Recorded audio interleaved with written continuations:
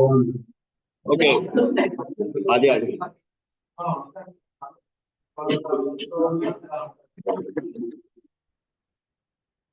Okay बच्चों, अच्छा आप आज का जो क्वेश्चन है, जो हमारा है ना टॉपिक है कि हमारे पास जो डिफरेंट जीन्स है ना उसका एक्सप्रेशन एनालिसिस कैसे कर सकते हैं हम। ठीक है, जीन एक्सप्रेशन होता क्या है? What is a gene expression? Laiba.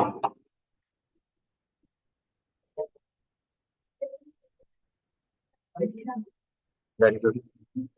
उनको हम जीन एक्सप्रेशन कहते हैं, उनको हम क्या कहते हैं? Gene expression.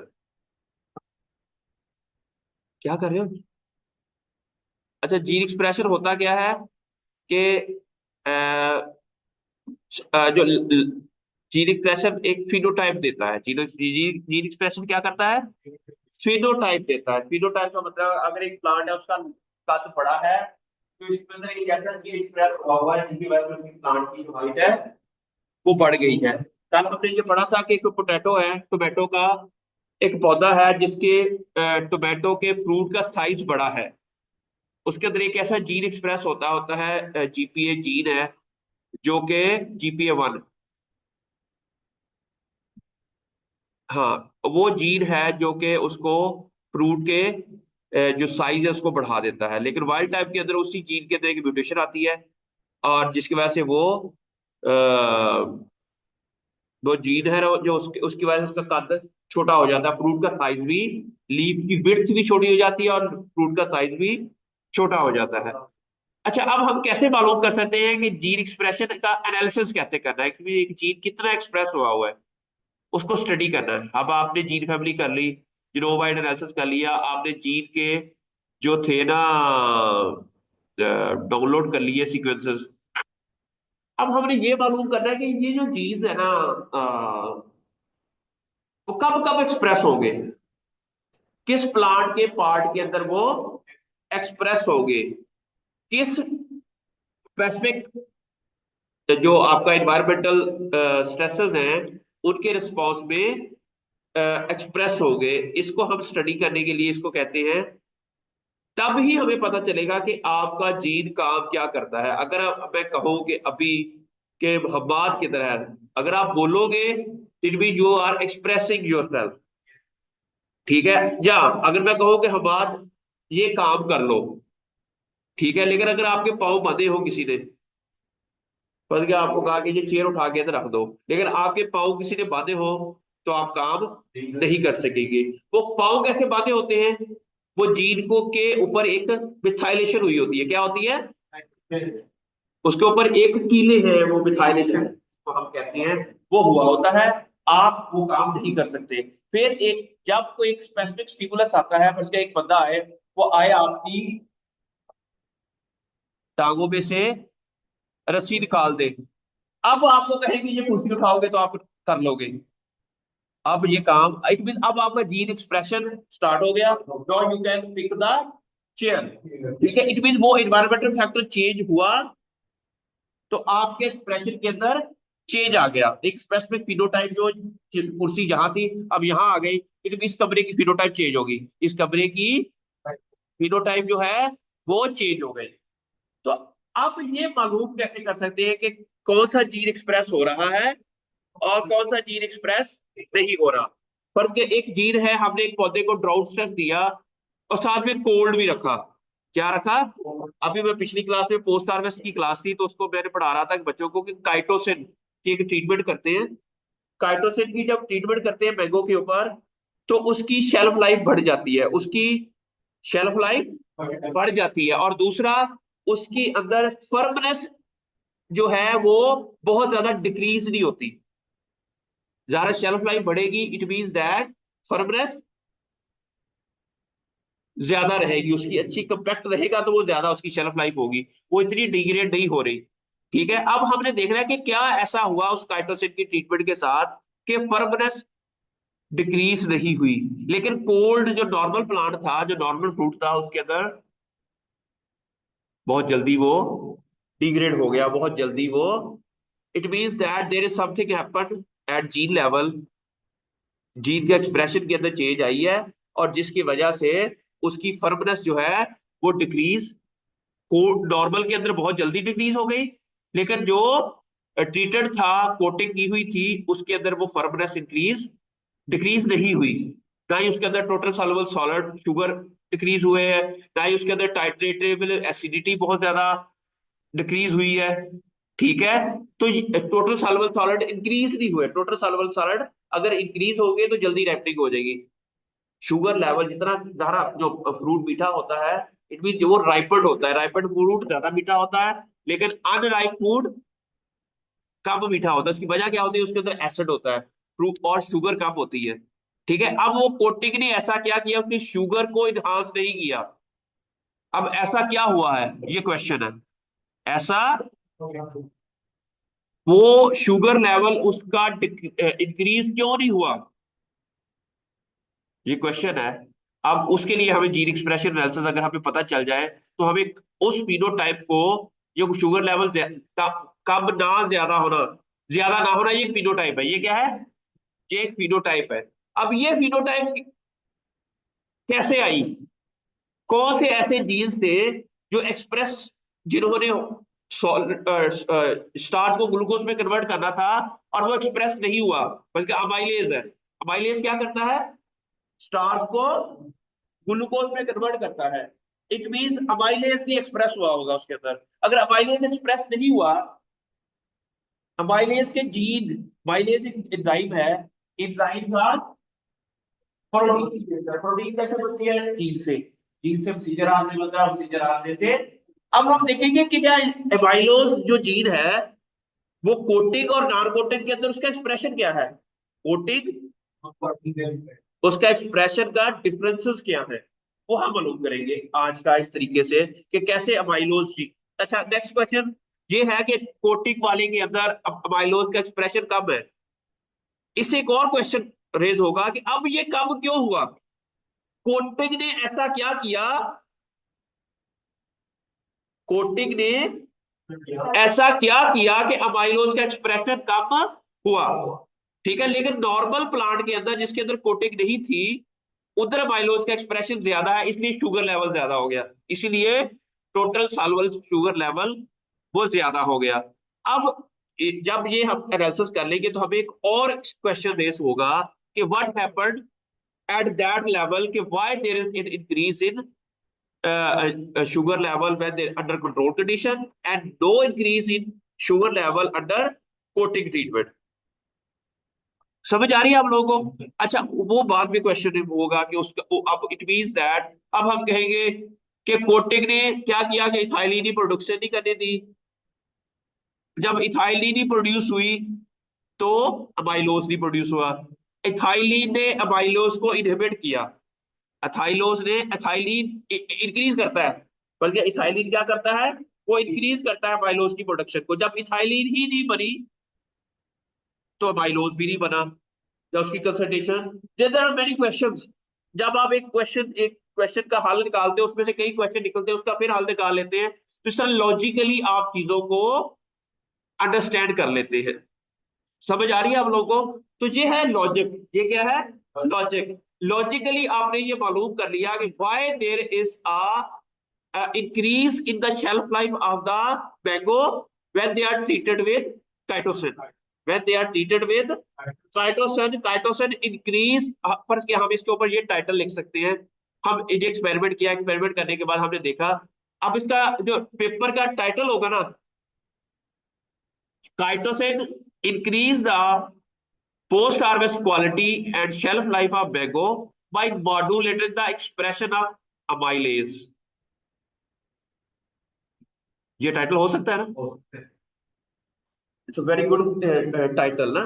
ये कितना खूबसूरत टाइटल हो सकता है कि इसके अंदर हमने पूरा एक्सपेरिमेंट भी बता दिया, किया क्या था एक्सपेरिमेंट, और उस एक्सपेरिमेंट के रिजल्ट भी क्या आए हैं। एक ही फिक्रे के अंदर अगर हम ये लिखेंगे इफेक्ट ऑफ काइटोसिन और post harvest quality of mango, इसमें कख नहीं समझ आ रही। इसमें सिर्फ ये पता चल रहा है कि काइटोसिन की कोई ट्रीटमेंट दी है, जस्ट काइटोसिन ने किया क्या है वो नहीं पता चल रहा। मेरी मेरी बात की समझ आ रही है? इस अगर हम ये टाइटल दें और यही टाइटल उस बंदे ने दिया हुआ था, ये मैं आपको अभी दिखाता हूँ, और इतना फजूल टाइटल और बहुत अच्छे जर्नल के अंदर ये पेपर पब्लिश हुआ हुआ है।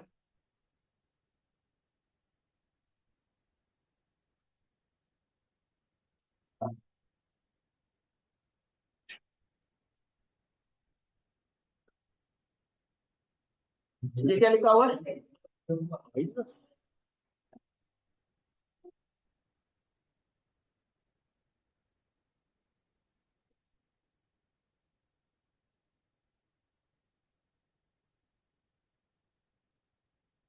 क्या हो गया इसको?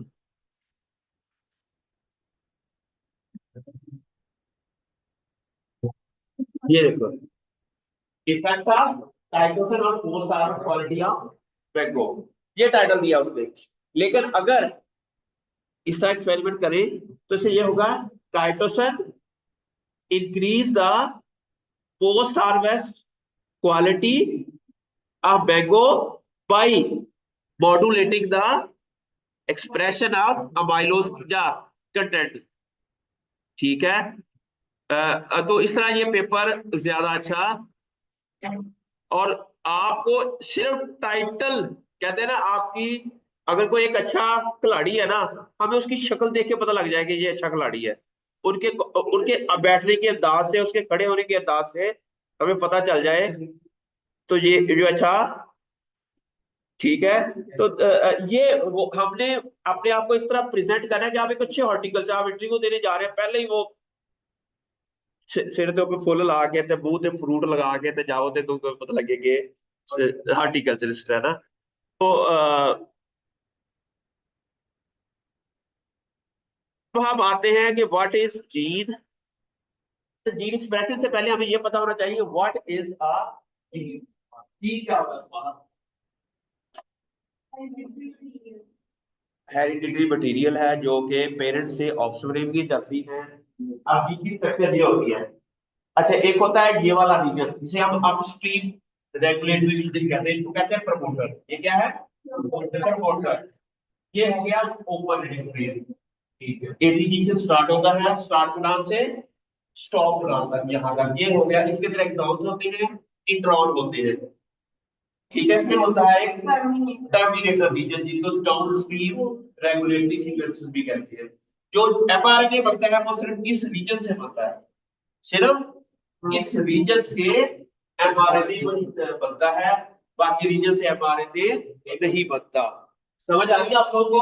अच्छा, इट मीन अगर जीन एक्सप्रेस होगा तो इस जगह से मैसेंजर आरएनए बनेगा। लेकिन इस जगह मैसेंजर आरएनए बनने से पहले क्या होता है कि इस जगह आकर एक ट्रांसक्रिप्शन फैक्टर बाइंड करता है। वो ट्रांसक्रिप्शन फैक्टर किसी स्टिमुलेंट्स की सूरत में एक्टिवेट हुआ होता है, वो यहाँ आकर बाइंड करता है, फिर यहाँ से मैसेंजर आरएनए बनना शुरू हो जाता है, उससे प्रोटीन बनती है और एक खास फिनोटाइप आती है। ठीक है, अब हमने ये मालूम करना है कि एक पौधे को काइटोसिन दी हुई है, एक फ्रूट को नहीं दी गई। अब कौन कौन से जीन एक्सप्रेस हुए हुए हैं, तो इट मीन दैट यहां से जो मैसेंजर आरएनए बनेगा, हम सिर्फ उसको एनालाइज कर लें। क्या कर लें? मैसेंजर आरएनए जो बन रहा है, सिर्फ उसको एनालाइज कर लें और क्वांटिफाई कर लें। क्या कर लें? क्वांटिफाई कर लें। क्वांटिफाई का मतलब है उसके नंबर्स मालूम कर लें। फर्ज किया एक जीन है, एक नॉर्मल कंडीशन में वो उसका जो लेवल है,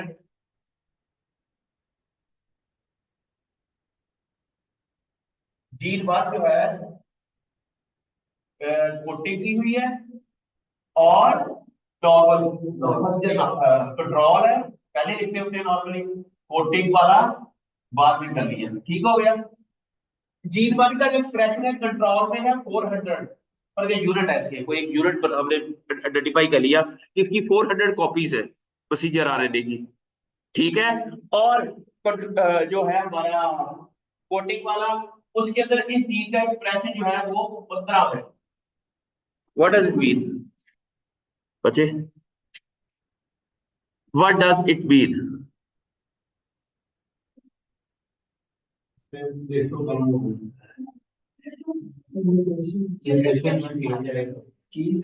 कोटिंग की वजह से उसकी जीन का एक्सप्रेशन चेंज हो गया। इसे म्यूटेशन ही इसे कहेंगे, इसे एपिजेनेटिक्स कहेंगे। क्या कहेंगे? एपिजेनेटिक्स क्या है? इन्वायरमेंटल फैक्टर की वजह से जीन के एक्सप्रेशन के अंदर चेंज आना विदाउट अल्टरिंग देयर। ठीक है, मैंने कहा ना कि आप जब आपको जीन से बांधा गया ना, ये एपिजेनेटिक्स है। ये क्या है? एपिजेनेटिक्स। जीन आप है, काम आप सही कर रहे हैं, लेकिन आपको अभी मिथाइलेट किया कर दिया गया है कि आप अभी एक्सप्रेस नहीं हो सकते। लेकिन बाहर से एक सिग्नल आया, उसने आपकी जो जीन्स खोल दी, जो मिथाइलेशन, वो ट्रांसक्रिप्शन फैक्टर है, उसने आपकी मिथाइलेशन वाला उस पैटर्न को रिमूव कर दिया। अब आरएनए पॉलीमरेज आता है, आपसे प्रोसीजर आपने बना देता है। तो इट मींस दैट अब आपका एक्सप्रेशन, इट मीन कोटिंग ने ऐसा कुछ किया कर दिया है, कोटिंग ने को मिथाइलेशन कर दी है। Yes, sir. कुछ जीन की क्या मिथाइलेशन ऐसी कर दी है कि वो जीन एक्सप्रेस नहीं हो रहा है, जब कम एक्सप्रेस हो रहे हैं। Yes, sir. ठीक है, ये क्वेश्चन है। अब वो कैसे किए हैं ये भी आगे, इसके अंदर से मल्टीपल क्वेश्चन पे क्वेश्चन रेज होते हैं, फिर हम उसके आंसर्स ढूंढने के लिए एक और एक्सपेरिमेंट करते हैं, या उसी डाटे को दोबारा से रीएनालाइज करते हैं उस तरीके से जिस तरह हमारा क्वेश्चन होता है। तो हम बहुत अच्छे एक सरप्राइजिंग कंक्लूजन की तरफ चले जाते हैं when you do this analysis. When you do this analysis you and up with a surprising conclusion. जो सीक्रेट ऑफ लाइफ है, जो दुनिया के अंदर अल्लाह मियां ने ये बनाया हुआ, किसमें अक्ल वालों के लिए निशानियां हैं, उस अक्ल वालों की निशानियों के लिए आप इस तरह के एक्सपेरिमेंट करके, इस तरह के डेटा एनालिसिस करके, you can end up with a surprising conclusions. ठीक है, तो इस तरह आपको नेचर को समझने का मौका मिलता है कि अल्लाह मियां ने ये दुनिया कैसे बनाई और इसको कैसे स्टडी करना है। इसलिए साइंस कहते हैं ना, systematic study of nature is called science. ये नहीं है कि अन्यवार स्टडी करना, अन्यवार स्टडी नहीं करना। हमने हमने नेचर को एक ये क्वेश्चन रेस करने हैं, उसके आंसर्स ढूंढने हैं, फिर क्वेश्चन रेस करने हैं, फिर उसमें से हमने लॉजिकल थिंकिंग के through we can end up with a surprising conclusion. ठीक है, अब है नेक्स्ट क्वेश्चन, ये है कि डेफिनेशन क्या होती है जीन एक्सप्रेशन की। Gene expression is the process by which information from a gene is used to synthesise functional gene products like protein. ठीक है, this process is crucial for cell function and समझ आ गई what is gene expression. इसको आप दोबारा पढ़ो बच्चे ये। By which information from a gene is used to synthesize functional gene products, typically proteins. This process is crucial for cell function and ठीक है, एक सेल के अंदर क्या फंक्शन हो रहे हैं, ये डिफरेंट डिफरेंट तरह के इसके अंदर प्रोटीन्स एक्सप्रेस हो रही है, और उससे क्या हो रहा है कि उसके जीन के फंक्शन के अंदर चेंज आ रही है। तो इससे हमें ओवरऑल फिनोटाइप के अंदर चेंज आ जाती है। अगर जीन के एक्सप्रेशन का पैटर्न कम या ज्यादा हो जाए तो उससे क्या होता है, फिनोटाइप के अंदर भी चेंज आ जाती है। ठीक है, अब है ये कैसे करते हैं, उसके लिए हमारे पास एक तरीका है जिसे हम कहते हैं आरएनए सीक्वेंस एनालिसिस। क्या कहते हैं इसको? RNA sequencing. RNA sequencing, RNA sequencing भी कहते हैं इसको, आरएनए सिक भी कहते हैं। ये एक नेक्स्ट जनरेशन सीक्वेंसिंग टेक्नोलॉजी है, नेक्स्ट जनरेशन सीक्वेंसिंग। जिस तरह हमारे पास थी 1G 2G 3G 4G या 5G की तरफ आ गई है इंटरनेट की स्पीड। ठीक है, इट मीन जितना नया से नया मेथड्स आ रहे हैं उतनी ज्यादा फास्ट इंटरनेट की स्पीड हो रही है, फास्ट काम हो रही है। अच्छा, इसी तरह ये एक नेक्स्ट जनरेशन सीक्वेंसिंग टेक्नोलॉजी है, जिसके पहले एक 1G थी, उसके अंदर सिंपल हम थोड़ा सा part of the gene sequence कर सकते थे।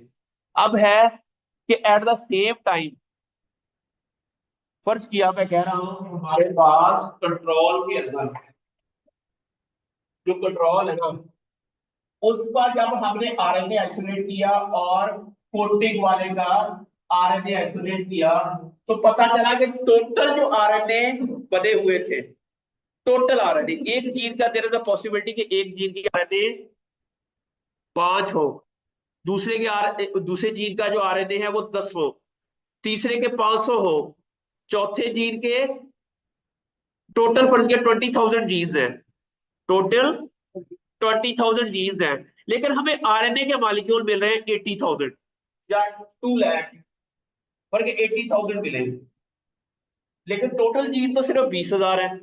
तो 80,000 कहां से आरएनए के मॉलिक्यूल मिल गए बच्चे?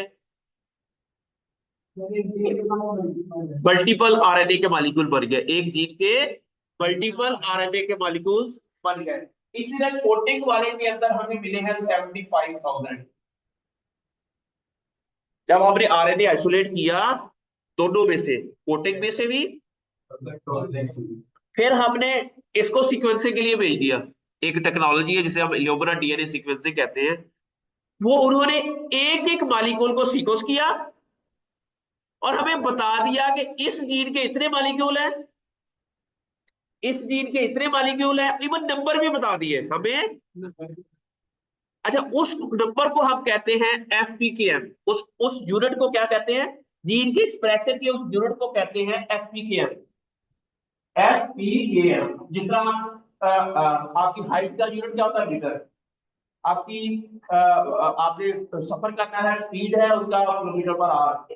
ठीक है, इसी तरह ही आपका टाइम का यूनिट है सेकंड। इस तरह जीन एक्सप्रेशन का एक यूनिट है, उसका नाम है एफ पी के एम। मैं अभी इसकी डिटेल में आपको बाद में बताऊंगा। फिलहाल आज हम जस्ट आपको ये बताएं कि जीन एक्सप्रेशन के थ्रू हम अपने जीन्स का एक्सप्रेशन एनालिसिस कैसे कर सकते हैं। इनकी जो डेप्थ है वो नेक्स्ट किसी लेक्चर में बताऊंगा। ठीक है। अच्छा, अब अभी जो आपको सिर्फ ये समझना है कि हमने एफ पी के एम, ये क्या है? अच्छा, किसी जगह ये एफपीकेएम होगा, कभी आरपीएम होगा, ठीक है, एक और भी होता है टीपीएम, ट्रांसक्रिप्ट पर मिलियन। ठीक है, ये तीन चार यूनिट है। अब ये तीन चार यूनिट डिफरेंट क्यों है? कि दुनिया के अंदर डिफरेंट टेक्नोलॉजीज है, तो डिफरेंट कंपनीज ने टेक्नोलॉजी डेवलप की हुई है। किसी ने इसका नाम एफपीकेएम रख दिया, किसी ने इसका नाम टीपीएम, ट्रांसक्रिप्ट पर मिलियन, किसी में इसमें आरपीकेएम रख दिया। ये एफपीकेएम भी है, आरपीकेएम भी है। आर, आपने कंफ्यूज नहीं होना, इन चारों बातों में से किसी के साथ भी हो सकता है। ठीक है। अब क्वेश्चन ये है कि आरपीकेएम तक पहुंचते कैसे हैं? आरपीकेएम तक पहले हम करते हैं आरएनए आइसोलेट। क्या करते हैं? अ, यार वो मेरा ना जुनेद, मेरे ऑफिस से ना लैपटॉप का ना वो चार्जर लेकर आना जल्दी से, और साथ में उसके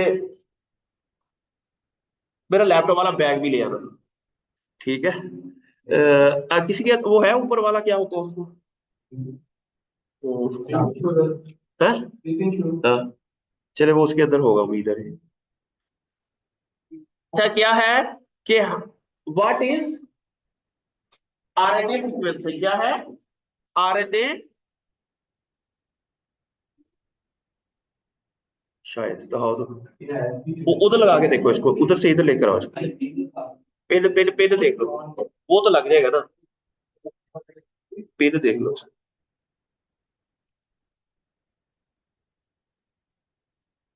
पेन तो लग गई है, जा। ठीक है ठीक है, जाओ जाओ लगाओ इसको भाई। अच्छा, क्या है कि आरएनए सिक के बारे में हम पढ़ रहे हैं कि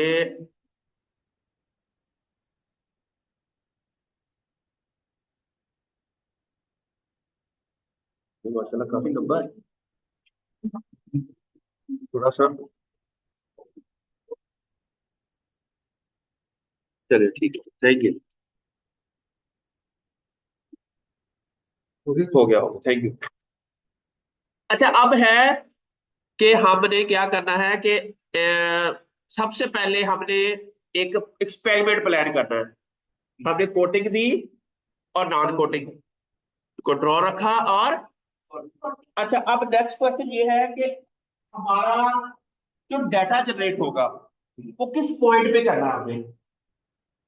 ओके, हमने कोटिंग और नॉन कोटिंग है। हो गया था।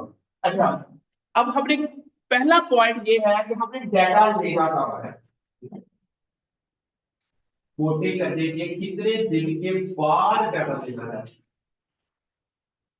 फर्स्ट फर्स्ट क्या मैं कहता हूँ कि एक इलाके के अंदर सैलाब आ गया, या एक इलाके के अंदर हीट आ गई। हीट आने के बाद या सैलाब आ गया, सैलाब आने के बाद फौरन फर्ज किया कोई फर्ज किया एक दहशतगर्द है, वो किसी इलाके में जाते हैं, पहले जाके अपने आप को पहले वो स्टैब्लिश करते हैं, यकदम अटैक नहीं करते। वो क्या करेंगे, पहले उसका पूरा एनालिसिस करेंगे, एनालिसिस करने के बाद फिर देखेंगे कि किस टाइम के कब कितने दिनों के बाद अटैक करना है। तब जो डाटा आएगा ना वो इफेक्टिव डाटा होगा। तब वो तब हम डाटा लेंगे कि उस दहशतगर्द के आने से कितने दिनों के बाद लोगों के अंदर फ्रस्ट्रेशन आई, वो डाटा है। पर अगर शुरू में पहले 3-4 दिन इसको पता ही चला, कोई डाटा नहीं, हम डाटा जनरेट करेंगे, पता ही लगेगा कि लोग परेशान है कि नहीं। लोग परेशान कब हुए, जब अटैक करने का टाइम आया। इसलिए कोटिंग और नॉन कोटिंग का है। हमने पहले सबसे पहले हमने ये मालूम करना है which is the best time जिससे हमें सिग्निफिकेंट डिफरेंसेस मिल सके। क्योंकि दो चीज है, अभी कोटिंग की, अभी बस किया कोटिंग करनी थी, लेकिन कुछ चीज ऑलरेडी एक्सप्रेस हुए हुए थे, कुछ चीज ऑलरेडी एक्सप्रेस हुए हुए थे। ठीक है, अब हमने उसी टाइम डाटा ले लिया। इसका मतलब क्या है, पेट्रोल और डीजल के तो सेम तरह का रिजल्ट आएगा। लेकिन हमें कुछ टाइम देना है, लेकिन वो टाइम कब मिलेगा वो हमें एनालाइज करके चेक करना है which is the best time when we will do this analysis. नहीं लगी समझ? पर क्या आप पैथोजन के अटैक करवाते हैं, वायरसेस का अटैक करवाते हैं किसी पौधे के ऊपर, शुरू में क्या होगा, उसकी एक कॉपी होगी, फिर दो कॉपियां बनाएगा, फिर एक सेल को इन्फेक्ट करेगा, फिर दूसरे सेल को इन्फेक्ट करेगा, फिर, लेकिन उसको पूरी डिजीज काज करने में कम से कम 8-10 दिन लग जाएंगे। अगर हम शुरू में किसी ऐसे पौधे जगह से डाटा ले लिया जिसके अंदर अभी वो वायरस पहुंचा ही नहीं, तो वहां पर हमें दोनों कंट्रोल और ट्रीटमेंट के अंदर सेम तरह का रिजल्ट मिलेगा। हमने वो टाइम, अच्छा ये टाइम यूज करना है कि हमने डाटा कब लेना है, कब लेना है, कोटिंग करने के कितने दिनों के बाद हमने लेना है। क्यों, अच्छा क्यों ऐसा करना है, क्योंकि ये आरएनए सीक एनालिसिस है, ये बड़ा महंगा एनालिसिस है। कम से कम भी अगर आपने एक एक्सपेरिमेंट करना है ना, आपने प्लांट्स की आरएनए आइसोलेट करके डीएनए भेज के फिर बाहर भेजेंगे ना, एक कम से कम three three feeder three control, कितने 6 सैंपल हो गए। यस, और एक सैंपल का खर्चा 40-50 हजार रुपया है, तो 3 लाख रुपए का खर्चा है। अगर हमें कोई डाटा या नहीं मिला जिसके अंदर डिफरेंशियली एक्सप्रेस जीन है ही नहीं, वो खुजाया हो गया। समझ आ गई? लॉजिक के साथ हमने हर काम कम करना है, लॉजिक के साथ, एक खास रीजनिंग के साथ भी। अब आपने देखा कि okay this is the time, अब हमें कुछ ना कुछ डिफरेंसेस मालूम आ रहे हैं।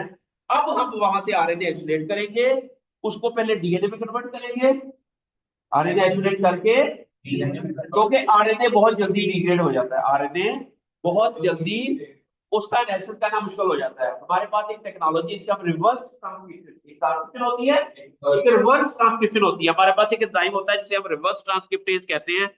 पहले आरएनए आइसोलेट करते हैं, उसे हम उसको डीएनए में कन्वर्ट कर देते हैं, वो डीएनए हम सीक्वेंसिंग के लिए भेज देते हैं।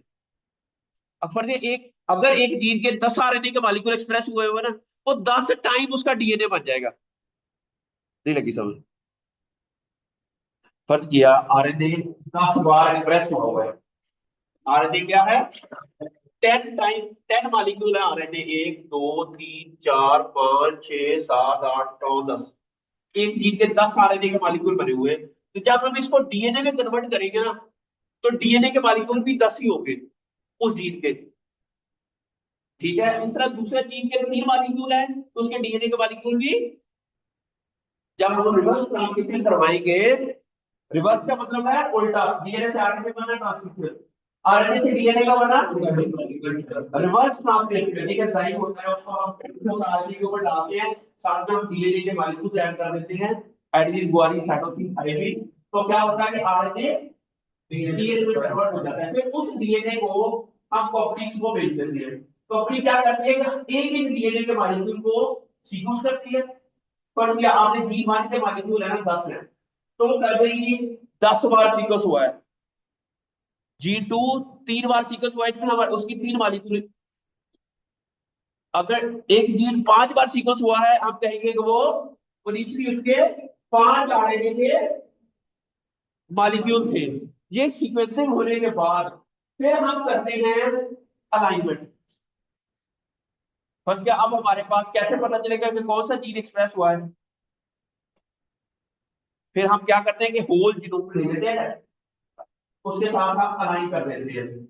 अलाइन करने के बाद हमें पता चलता है कि जीन बार उस सेक्शन में हमें पता है, जैसा कि आप लोगों ने निकाला है उसके थ्रू। तो हमें हर सेक्शन का एफपीकेएम वैल्यू हमें बता देता है, हर सेक्शन की हर जीन की समझ आ गई। सबसे पहले आप लोगों ने क्या करना है कि आरएनए आइसोलेट करना है। क्या करना है? आरएनए आइसोलेट करने के बाद प्रोसीजर आ गया, आपने दोनों से आइसोलेट कर लिया, कंट्रोल से भी ट्रीटेड से भी। उसको फिर हमने डीएनए सीडीएनए के अंदर कन्वर्ट कर लिया, जिसे आप कहते हैं कंप्लीमेंट्री डीएनए, जिसको हम रिवर्स ट्रांसक्रिप्शन कहते हैं। फिर उस सीडीएनए को हम एक कंपनी है वहां भेज देते हैं, वो इसको सीक्वेंसिंग कर देती है। सीक्वेंसिंग करने के बाद फिर हम इसकी अलाइनमेंट करते हैं, हमारे एक जो टोटल जीनोमिक डीएनए का सीक्वेंस होता है ना उसके साथ अलाइन कर देते हैं। फर्स्ट किया, ये हमारा डीएनए का है पूरा क्रोमोसोम है, यहाँ पर जी नंबर 1 है, ये जी नंबर 2 है, ये जी नंबर 3 है। अगर आरएनए के मॉलिक्यूल यहाँ 5 बार अलाइन हो रहे हैं तो इस जीन के आरपीकेएम 5 है। अगर इसके अंदर 3 बार हो रहा है उसकी 3 होगी एफपीकेएम की वैल्यू। इसी तरह ही हर एक के अंदर अगर किसी के अंदर कोई आरएनए का मॉलिक्यूल नहीं आ रहा है तो उसका जीन एक्सप्रेशन 0 है, उसका एक्सप्रेशन 0 है। जी जी बच्चे, बस 2 मिनट में 5 मिनट में आप ऑफिस में बैठे। ठीक है। मेरी बात की समझ आ रही है आपको कि हम इस तरह करके हम जीन एक्सप्रेशन को एनालाइज कर लेते हैं। और अच्छा, अब इसको कहते हैं आरएनए सीक्वेंसिंग। हालांकि हम सीक्वेंसिंग डीएनए की करा रहे हैं, लेकिन एक्चुअली हम आरएनए की सीक्वेंसिंग करके जीन एक्सप्रेशन फॉलो कर रहे हैं। जी आप बच्चे पढ़े, ये क्या लिखा हुआ है, व्हाट इज आरएनए सीक्वेंसिंग? ऐसा जी पढ़े पढ़े।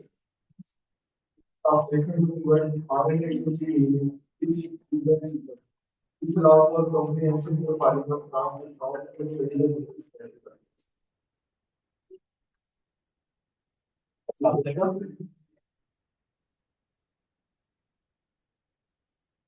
मैं आ रहा हूँ, मैं आ रहा हूँ, बस ये क्लास में एड कर रहा हूँ, आ रहा हूँ। अच्छा जी बताएं कि आज ये देखो ना, RNA sequencing use reverse transcription to convert RNA into cDNA which is then sequenced। ठीक है, this allow for the comprehensive profiling of transcriptome। Transcriptome किसे करेंगे? डीएनए से जब आरएनए बनता है उसे क्या कहते हैं? ट्रांसक्रिप्शन। ट्रांसक्रिप्शन के बाद जो टोटल आरएनए होता है उसे हम ट्रांसक्रिप्टोम कहते हैं, उसके हम क्या कह देते हैं? ट्रांसक्रिप्टोम। समझ आ रही है? What is the transcriptome? DNA से जो आरएनए का और टोटल जो आरएनए बन रहा होता है उसको हम क्या कहते हैं? ट्रांसक्रिप्टोम। अच्छा, और इससे this will allow us to study gene expression pattern. इससे हमें यह पता चल जाता है कि जीन एक्सप्रेशन के पैटर्न क्या होते हैं। RNA sequencing is the next generation sequencing technique used to determine the quantity and sequence of RNA in a sample, providing insight into genes। समझ आ गई जो मैं कहना चाह रहा था? वो बड़ी ब्यूटीफुली उन्होंने बड़ी अरेंज करके हमने इसको लिख दिया कि what is this RNA sequencing technology. Is दुनिया में जिस बंदे को आरएनए सीक्वेंसिंग के नजर आ जाता है ना, वो हर रोज ही नया डाटा इंटरनेट से डाउनलोड करता है। उसको इतने पैटर्न समझ आ जाते हैं कि प्लांट की लाइफ को हम कैसे स्टडी कर सकते हैं। What happened to the plant when there is a drought stress? What happened to the plant when there is a heat stress? वाह, ये सिर्फ एक आरएनए सीक्वेंस एनालिसिस से, क्योंकि दुनिया में हर एक्सपेरिमेंट का डाटा की करके फर्ज किया हमारे डाटा जनरेट किया, पेपर पब्लिश कर लिया, लेकिन वो डाटा एक ऑनलाइन वेबसाइट पे जमा करवा दी। इस तरह एसन ने ग्रासेस के ऊपर कोई काम किया और उसका जीन एक्सप्रेशन का डाटा लिया। ये उस वक्त तक इसका पेपर पब्लिश नहीं हो सकता जब तक ये एक स्पेसिफिक डाटा जो वेबसाइट है वहां इसको सबमिट ना कराए। ठीक है, इस तरह दुनिया जहान के मतलब टोमेटो के 25 एक्सपेरिमेंट दुनिया में हुए, वो हर एक का डाटा सबमिटेड है। अब आपने अपना जी कर देखना कि इन सारे डिफरेंट सेशन के दौरान मेरे जी का क्या रोल है। तो हम सब में से वो डाटा डाउनलोड करेंगे, उधर अपने जी का आईडी डालोगे तो आपके जी का डाटा बाहर आ जाएगा। फिर हम देखेंगे कि किसके अंदर ये अप रेगुलेट हो रहा है, किसमें ये इट मीन जिस जगह ये अप रेगुलेट हो रहा है it mean they may have a role during that specific stress. ठीक है, पर क्या हमारे पास डाटा आया, डाटा आने के बाद हमारे पास 3 जीन थे, 4 जीन का डाटा आया हमारे पास, जीन 1 2 3 4। ये कंट्रोल है, ये कोटिंग वाला है। पर क्या इस जीन का जो पहले का जो एफपीके वैल्यू आई है वो आया 50, इसमें आई है 1200। ठीक है, इसमें कंट्रोल में दूसरे जीन की वैल्यू आई है 450 और इधर आई है 5। इधर क्या आई है, तीसरे में इधर 50 है और इधर 52 है, चौथे में इधर 47 है और इधर 43 है। बताएं क्या हुआ है यहाँ, चारों जीन का एक एक का बताएं। पहला पहले क्या हुआ है, अपने देखो थोड़ा नहीं, बहुत ज्यादा। तो बहुत ज्यादा होता है उसको सिग्निफिकेंटली कहते हैं, उसे डिफरेंशियली एक्सप्रेस जी कहेंगे, इसको डेथ कहेंगे। क्या कहेंगे, डिफरेंशियली एक्सप्रेस जी। चाहे वो बहुत अपरेगुलेट हुआ है या बहुत डाउन हुआ है, दोनों को हम डेथ कहेंगे। उसको क्या कहेंगे। अच्छा, अब दूसरे में क्या हुआ है, डाउन हुआ है, ये भी डेथ, ये भी डेथ होगा। यहाँ पर आपको हुआ है ना थोड़ा सा हुआ है, डेथ क्या होगा, यहाँ भी डेथ नहीं है। सिर्फ ये 2 जीन्स हैं जिसको हम टैग कहेंगे। आरएनए सीक्वेंस का अल्टीमेट ऑब्जेक्टिव यही होता है कि हमने डेथ प्रूव कर दें, डिफरेंशियली एक्सप्रेस जीन्स। जब हमें डेथ का पता चल जाता है तो अब हमें पता चलता है कि आपके जीन का क्या रोल हो सकता है। कि वो जीन ड्रॉप के दौरान ओवर एक्सप्रेस हुआ है, अगर तो ओवर एक्सप्रेस हुआ it means definitely they have a role. अब क्या रोल है वो अगले एक्सपेरिमेंट से पता चलेगा, यहां से ये नहीं पता चलेगा there is some role, there is some role.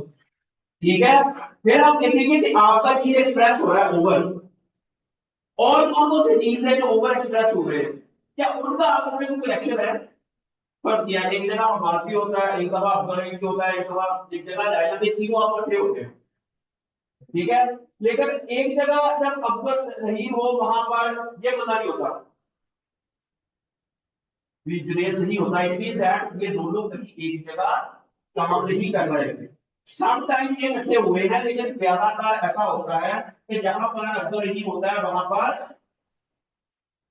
हवा नहीं होता, इट मींस आप नेगेटिव कोरिलेशन है।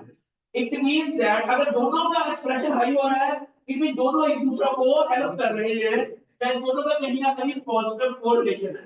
क्या क्या पॉजिटिव कोरिलेशन। अगर वो दोनों चीज इकट्ठे ही हर जगह रेगुलेट हो रहे हैं इट मींस ये एक ही पाथवे को बिलोंग तो नहीं करते हैं, तो सारे फोटोसिंथेसिस को नहीं, पर फोटोसिंथेसिस का पाथवे अच्छा हो रहा है इट मींस ये दोनों कहीं एक ही पाथवे वाले चीज तो नहीं है, या दोनों एक दूसरों को अच्छे कहीं काम कर रहे हैं। यार हम सोशल लाइफ में ऐसे देख रहे हैं ना, अगर एक 2 बंदे इकट्ठे हर जगह मिलते हैं इतनी या तो उनका इलाका सेम है, या उनका वो एक जगह काम करते हैं, या उनकी कॉमन इंटरेस्ट है, ऐसे ही होगा ना। अगर एक बंदा एक जगह मिला है दूसरा नहीं मिला है उनका काफी हद तक तो कॉमनलिटीज नहीं है उनके अंदर। इसमें इस आरएनए के एनालिसिस से भी हमें पता चल जाता है कौन सी चीज है जो को रेगुलेटेड है, क्या कहेंगे को एक्सप्रेशन नेटवर्क बनाते हैं। फिर हम क्या बनाते हैं, को एक्सप्रेशन। अच्छा, हमने देखा है कि 2 जीन ऐसे हैं जब भी कोई स्ट्रेस वाला एक्सपेरिमेंट आया उसके अंदर वो अपरेगुलेट हुए हुए हैं। दो जीन ऐसे हैं, वो ड्रॉप कोल्ड के दौरान भी अपरेगुलेट हुए हुए हैं, हीट के दौरान भी चार स्पेशल है। उसके दौरान मैंने डाटा डाउनलोड किया, हर जगह वो हम उनको कह सकते हैं स्ट्रेस रिलेटेड जीन, हम कह सकते हैं ना उनको। भी इस तरह की एनालिसिस करने के बाद फिर हमें पता चलता है कि हमने किसके जीन्स को क्या नाम देना है। मेरी बात की समझ आ रही है आप लोगों को? कौन सा जीन है और उसको क्या नाम देना है, वो आपको इस तरह के हमने देखा कि बायोलॉजी का एक्सप्रेशन अगर जिसमें ज्यादा है ना, वहां प्रोटीएज जी का एक्सप्रेशन भी ज्यादा है, और ये दोनों राइटिंग को एनहांस करते हैं। इट मीन ये दोनों को पीछे कोई एक ही बंदा है कंट्रोल कर रहा है। तो पता चला पीछे थाइमीन के पीछे क्या है, इथाइलिन एक जगह जाती है, पीआर ट्रांसक्रिप्शन फैक्टर को एक्टिवेट करती है, वो जाके अमाइलेज को भी अपरेगुलेट कर देती है और प्रोटीएज जीन को भी, जिसकी वजह से प्रोटीन डिग्रेड होनी शुरू हो जाती है, क्लोरोफिल डिग्रेडिंग एंजाइम भी एक्टिवेट हो जाते हैं। इन क्लोरोफिल डिग्रेडिंग एंजाइम का अमाइलेज का और प्रोटीएज का आपस में कोई ना कोई तल्लक है। तो तल्लक क्या है, पता चला कि ये तीनों इनसे पीछे थाइलिन इसको अपरेगुलेट कर रही है। जिस जगह थाइलिन ज्यादा है वहां इन तीनों जीन का एक्सप्रेशन भी ज्यादा है, जहां थाइलिन कम है इन तीनों का एक्सप्रेशन भी कम है। हमने एक एनालिसिस कर लिया कि काइटोसिन क्या करती है कि they actually interfere with the ethylene pathway, और उसकी वजह से उसकी शेल्फ लाइफ बढ़ गई। काइटोसिन ने क्या किया कि इथाइलिन पाथवे को डिस्टर्ब किया, ठीक है, जिसकी वजह से काइटोसिन ने हेल्प की शेल्फ लाइफ में। ये काम आप इस तरीके से भी कर सकते हैं।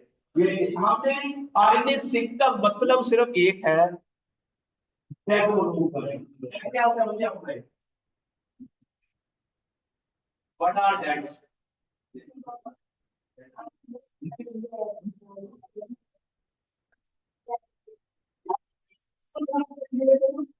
क्या बहुत ज्यादा क्या हम करेंगे, तो उसे हम क्या करेंगे, टैग, उसे हम क्या करेंगे, ठीक है।